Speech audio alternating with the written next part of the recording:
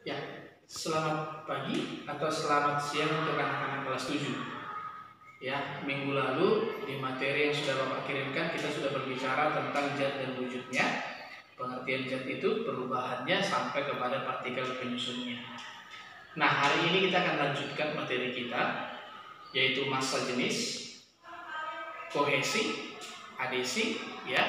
Tapi kita batasi di video yang kedua ini, Bapak batasi hanya di massa jenis aja dulu. Minggu depan kita akan lanjutkan materi kohesi, adesi, ada meniskus, ya, cembung cekung sama kapilaritas. Tapi tidak apa-apa, saya sedikit kasih apa arti kohesi. Jadi kohesi itu adalah gaya tarik partikel yang sejenis. Adesi adalah gaya tarik partikel yang tidak sejenis. Artinya, contohnya begini. Ada air, kamu masukkan ke kertas, kertasnya basah. Nah, itu antara kertas dengan air itu adalah partikel yang berbeda, tapi menyatu. Ya, tapi dia menyatu. Itu artinya adesi. Adesinya lebih kuat daripada kohesinya. Ingat ya, dari kohesi itu partikel yang sejenis, gaya tariknya. Adesi adalah gaya tarik partikel yang tidak sejenis. Tapi coba bandingkan. Nanti kalau ada di samping rumahmu atau dimanapun, kalau kamu lihat ada daun talas yang biasa di air, kemudian masukkan air ke dalam. Di atas daunnya, apa yang terjadi? Nah ya, apa yang terjadi? Itu nanti bahwa airnya itu tidak akan mampu membasahi air daun talasnya. Kalau ditanya memang kenapa, secara biologisnya itu jawabannya adalah bahwa daun talas itu punya zat lilin, ya, di atas zat lilin sehingga tidak membasahi. Tapi kalau di fisikanya tidak ada gaya tarik antara air dengan daun talas. Tapi dalam hal itu air yang lain ketemu dengan sesama air, ya. Jadi tidak ada gaya tarik antara air dengan daun talas itu sendiri. Ya, itu sedikit menyinggung itu. Itu akan kita lebih perjelas nanti ke minggu depan. Nah, saya punya dua zat. Saya punya misalnya air. Ini air biasa yang dari keran. Kemudian misalnya saya punya minyak makan. Ya. Itu adalah sama-sama zat cair. Namun apa yang menjadi pembeda? Tugas pertamamu, Bapak ingin kalian melakukan praktek sederhana ini.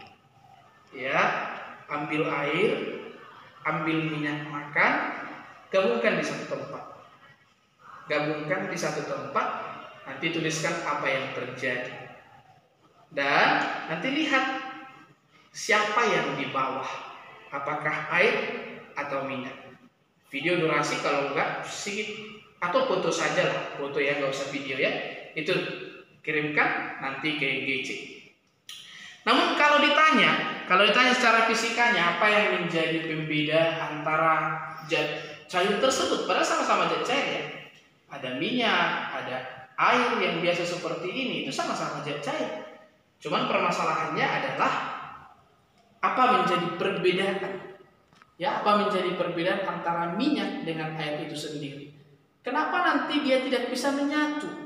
Kenapa air dan minyak itu nanti kamu akan dapati bahwa dia tidak menyatu? Ada hubungannya juga dengan kohesi dan adesi tadi, bahwa tidak ada gaya tarik antara air dengan minyak itu.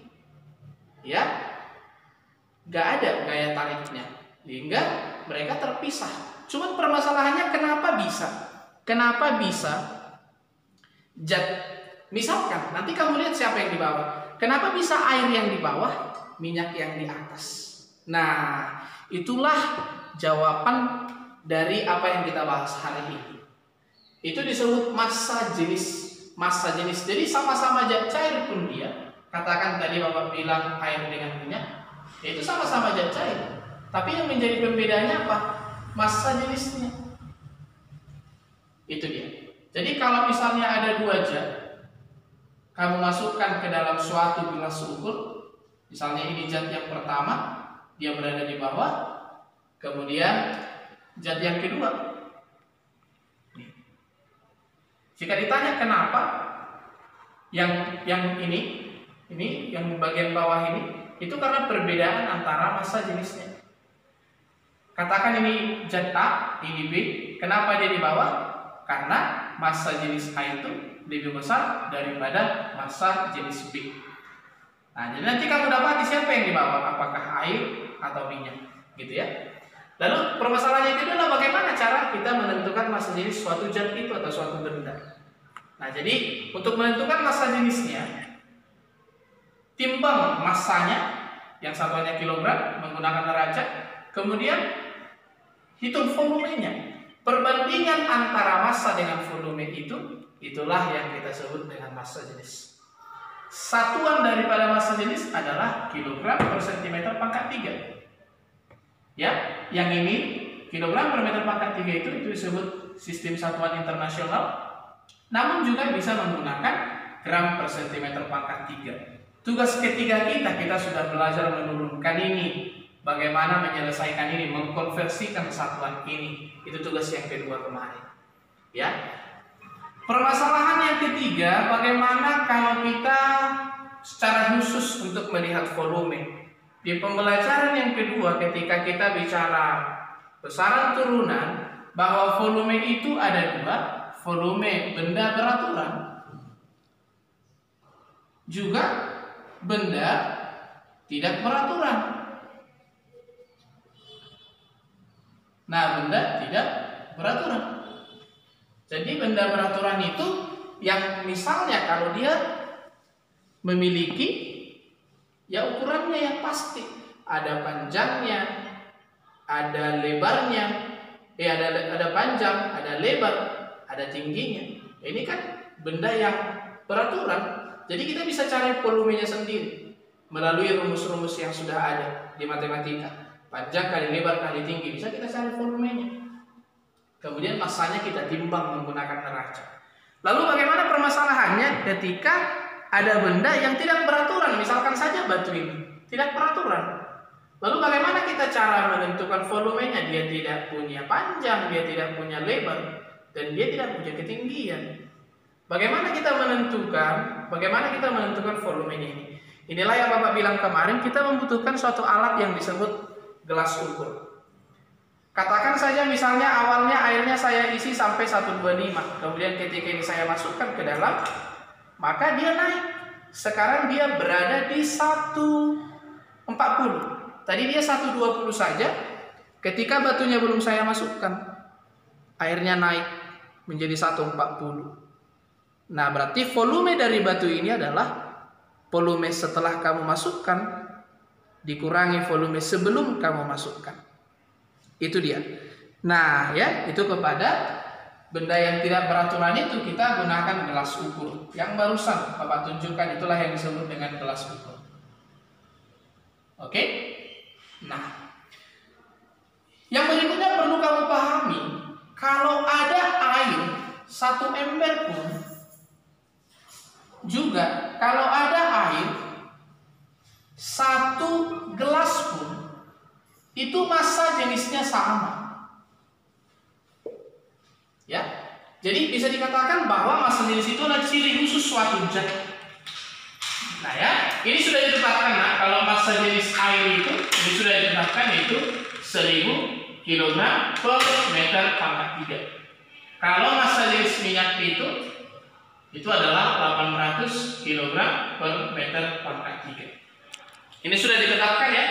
Ini sudah ditetapkan. Dari mana penetapannya? Dicari. Jadi menggunakan rumus ini. Seandainya nanti kalau kita masuk, anak-anak kita masuk, kita akan cari ini, kita akan buktikan ini. Juga 800. Nah ya, jadi kita nanti akan cari ini. Kita akan tentukan dari mana dapat 1000. Gitu dia. Ya, jadi ini yang paling penting anak ya. Ini yang paling penting. Kamu harus ingat rumusnya. Jadi contoh soal misalnya. Contoh soal. Jadi suatu benda yang katakan misalnya dia berbentuk balok. Dia berbentuk balok. Katakan dia punya panjang misalnya 4 cm. Kemudian lebarnya katakan 2 cm. Tingginya 1 cm.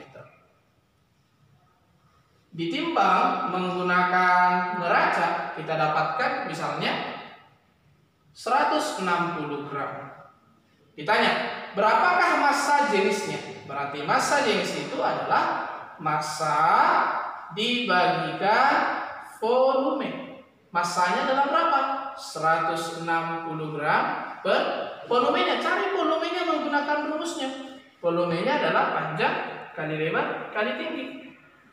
Panjangnya adalah 4 cm, lebarnya adalah 2 cm, tingginya adalah 1 cm.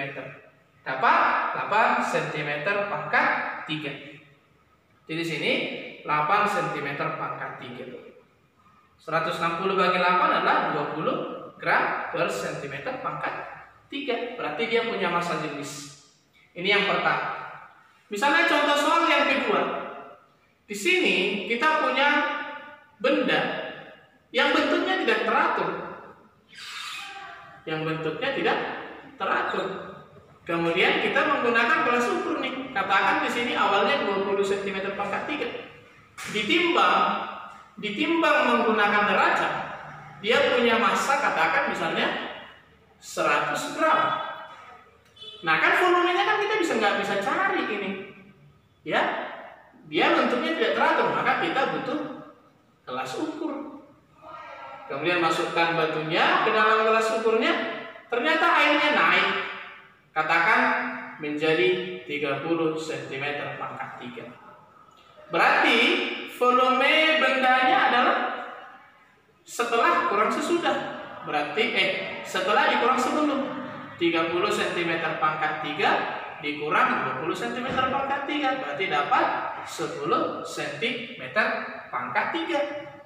Lalu kita masukkan, berarti massa jenisnya adalah massa dibagi volume. Massanya adalah 100 gram. Kemudian volumenya adalah 10 cm pangkat 3. Berarti berapakah massa jenisnya? Ingat ya, bacanya rho. Berarti 10 gram per cm dipangkatkan 3. Lalu bagaimana rumus yang lain?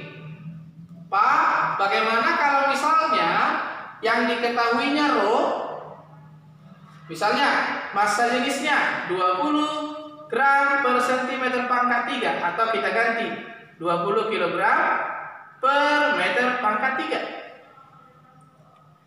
Volumenya katakan 20 atau 200 cm pangkat 3. Ditanya berapakah massanya? Nah, ini berapakah massanya? Ya, Bapak berikan suatu cara supaya kalian cepat memahaminya. Misalkan begini. Ya, untuk mencari ini massa rho volume. Ya, ini rho massa jenis, ini massa satuannya kilogram, volume satuannya meter pangkat 3. Jadi kalau cari massa, ini di bawah dikalikan. Massa adalah rho kali volume. Untuk mencari rho, massa per volume. Jadi massa dicari dengan rho kali volume. Massa adalah rho kali volume. Untuk mencari rho atau massa jenis dari massa per volume. Untuk mencari volume adalah massa bagi rho. Nah, jadi ketiga rumus ini harus kalian pahami. Yang kedua, satuannya nggak boleh beda.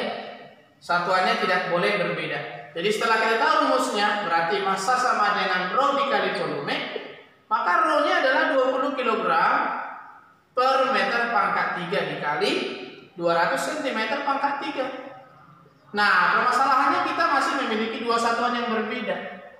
Maka langkah pertama, rubah dulu 200 cm pangkat 3 itu berapa meter pangkat 3. Oke? Nah, ini kan bagi 1 juta ini kan? Ya, 200 dibagi 1 juta. Oke?